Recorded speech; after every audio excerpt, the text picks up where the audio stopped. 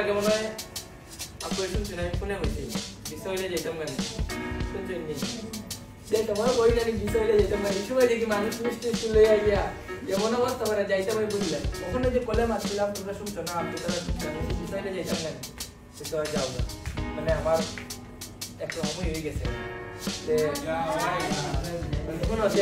আমি ওখানে খালি শুনে মারছি দেখছো যে সময় যাইতাম মনে হয় সময় মিষ্টি কারণ থেকে আমি এই জায়গা থেকে মিষ্টি খাটাই আসবো যাই হোক তোমরা আপন লেখা দোয়া করিও শুভ স্যারের মতো একজন ভালো আইএলস ট্রেইনারের বিদায় নিশ্চয় খারাপ লাগবে।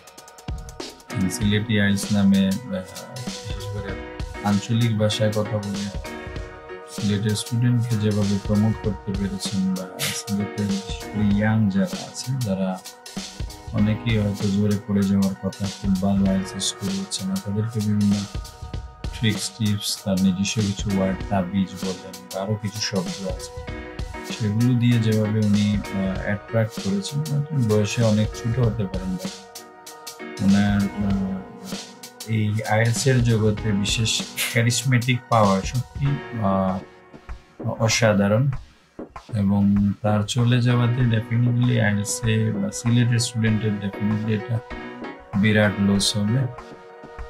তারপরেও তো মানুষ তার কেরিয়ারের জন্য ভালো জায়গায় যেতে চায়। আমার সাথে ব্যক্তিগতভাবে দুইবার দেখা হয়েছে, একবার টেক্সাসের একটি অনুষ্ঠানে আর আরেকবার হচ্ছে পেট ক্লিপের একটি প্রোগ্রাম লাস্ট ইয়ার আমার।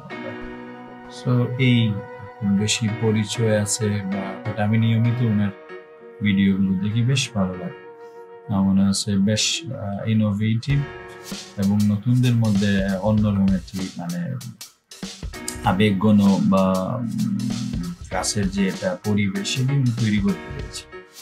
আমি আমার 2014-15 দিকে যেভাবে তখন তো ওইভাবে ডিভাইস ছিল না, সেলফি তোলা বা এরকম কিছু বিষয়ে ওই সময়ে আমি চেষ্টা করতাম স্টুডেন্ট এবং টিচারের মধ্যে ডিফারেন্সটা বা ডিস্টেন্সটা যদি কমানো যায়, ফ্রেন্ডলি এনভায়রনমেন্ট ক্রিয়েট করা যায়, তার 100% আমি শুভ স্যারের মধ্যে পেয়েছি। অবশ্যই তার উত্তর সফলতা কামনা করি।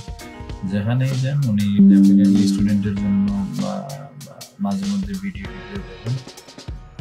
ফার্স্ট আইএলস এন্ড কনসালটেন্সির পক্ষ থেকে ফেয়ারওয়েল বলাটা কঠিন, নতুন সুন্দর ভবিষ্যৎ কামনা করি।